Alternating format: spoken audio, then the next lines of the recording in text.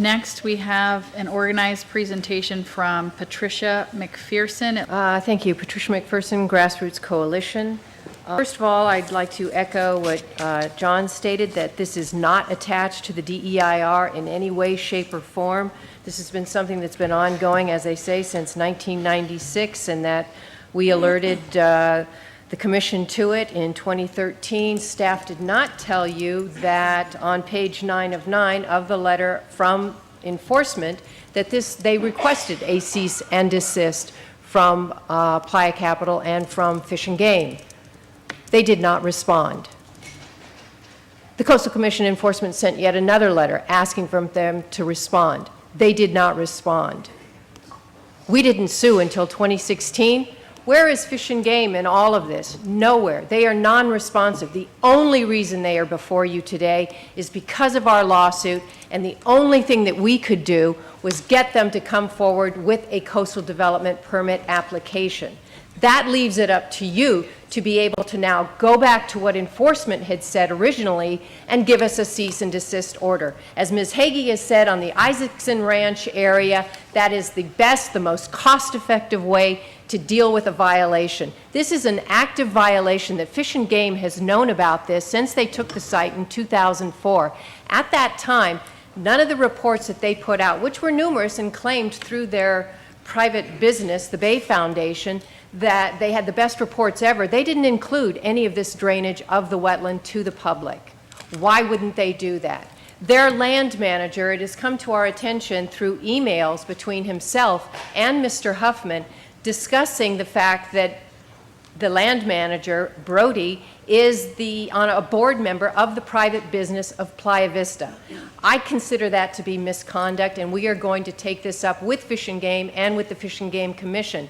But these are all things, Mr. Vargas, that you brought up when we were in the ranch area, Gillette Ranch area, that you were concerned about issues of conflict of interest and untoward things going on. Well, that's what we're raising to you and trying to raise to you very quickly here, and we have provided you in information that we have sent to you, none of which do we hear from the staff. Staff told us in one meeting, why was there no hydrology report done at the time? And at the time, it hadn't been submitted even by Playa Capital, and our response from Ms. Henry was it would cost money. Well, I'd like to let you know that we're all volunteers here. We've been using our own money to take things to court, to deal with all of these issues all of these years.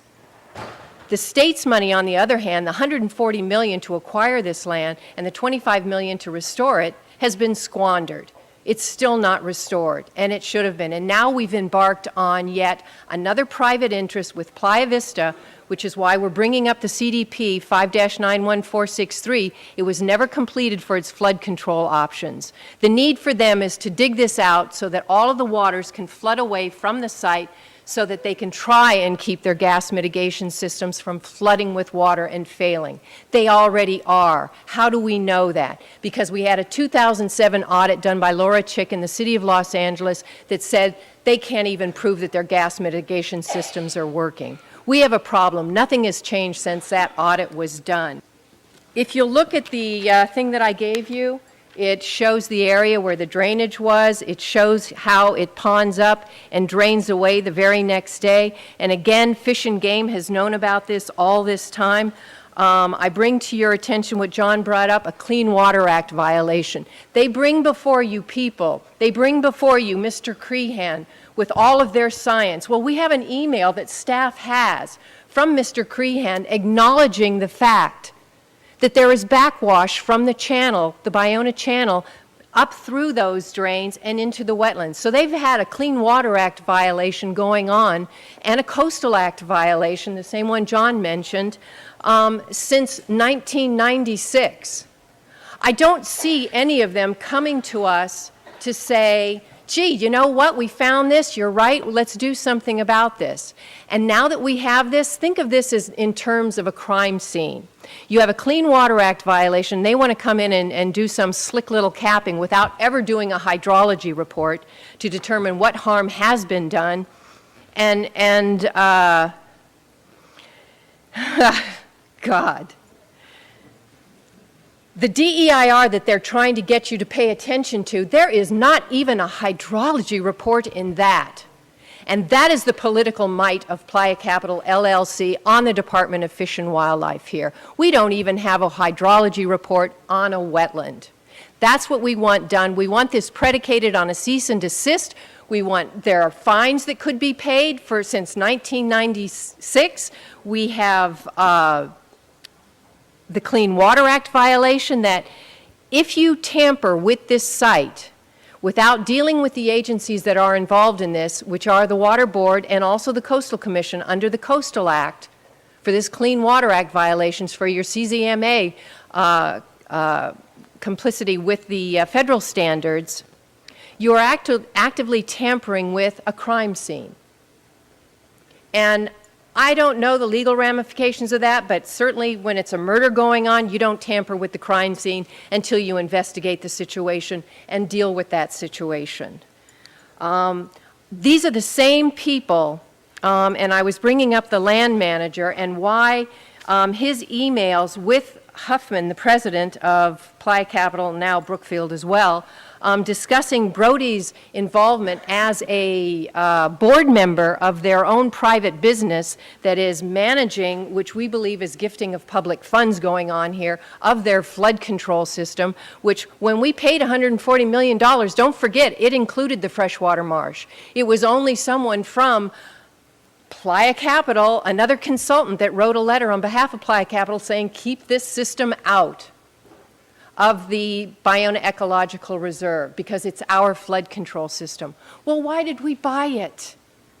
For them to manage, for them to control, for them to have all their experts doing everything. And by the way, CDM, who is their gas expert, on what that story I told you earlier about exploration technologies, I can provide you with their assessment. They came into the city of LA to do a peer review on what had been done before. Their gas experts had already studied the area too. And let me tell you, there was no gas. And it was all swamp gas. But you know what?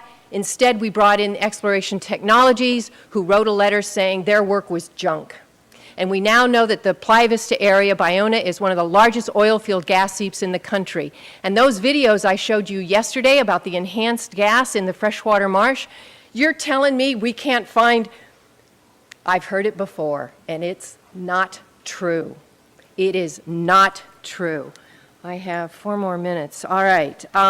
What I'm saying is the lines have been blurred by this state agency that is acting on behalf of a private business, Playa Capital, and now Brookfield, who's kind of caught in the middle from north of our border, instead of protecting the public interests and the ecological interests. Brody, if he's a member of this private business, which he claims that he is, which we have Public Record Act requests to Fish and Game, which they claim otherwise, he then is part of, on page 2 of what I gave you, that illegal road building. Because Building and Safety is going to be citing them for a violation because they never got a permit to build that road. I mean, think about it. Don't you have to grade a road? You have to figure out what are the soils. You have to compact those soils. You have to have permits for doing that. Did they do that? No. And who was that? Well, according to what they're telling Building and Safety, it was the Ballona Conservancy, who again appears to be a bogus agency because this commission back in 1990 approved the Ballona Foundation to have oversight of this whole flood control system. But guess what? It never got formed. They don't exist. But you know what? Playa Capital decided in 2000, we're going to tell everybody we're it. And that's who's on it. And somehow they've snarled in Fish and Game, who never wanted the oversight of Ballona in the first place, and they've got a staff person that is local acting as a board member. Misconduct.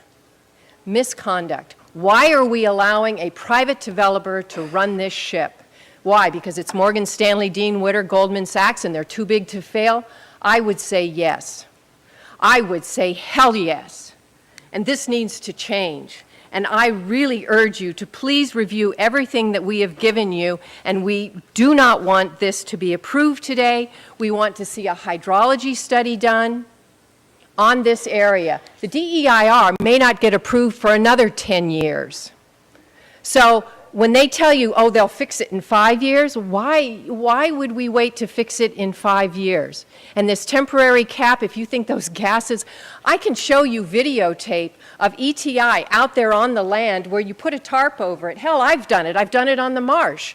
If you've watched NBC's Burning Questions, I put it in a bag and torched it. You can put a rag on the ground and watch the gases seep up under it and torch it. And yes, we do need to deal with SoCalGas and try to stop what they've got going. But that's yet another issue. But that is also Playa Capital's woes. And they must get rid of the water in order to have any chance at all for those gas mitigation systems to work. Otherwise, they clog the systems and they fail. They're already failing. People are moving out because the systems keep ringing off and off and off and off again. And they keep having to raise the levels because they've got so much gas coming out. And you saw the picture I showed you of all those gas levels. That's in the ambient air. That is unnatural. That is wholly unnatural to have that kind of gas coming out. And what is coming out is either seeping up through the ground, or if it does happen to go through a gas system, it's still right there. And we're talking all of the BTEX gases here. I heard the mention of H2S. Well, what about benzene, toluene, xylene? What about the methane itself?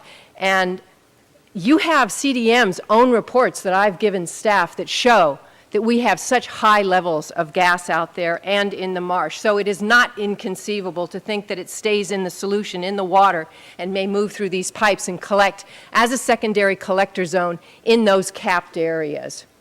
And it's a crime scene. You've got a Clean Water Act violation. Mike Crehan didn't tell anyone that they were getting backwash. Playa Capital didn't tell anyone they were getting backwash. But you know what? Fish and Game has known about this all along. We have the email. You have the email. Both planning and enforcement have the email of Crehan acknowledging this with Fish and Game, that they have backwash going into the Ballona wetlands. It's illegal. It's illegal. And I have 3 seconds to say thank you very much for hearing that. I hope you'll not approve this. Thank you. Thank you.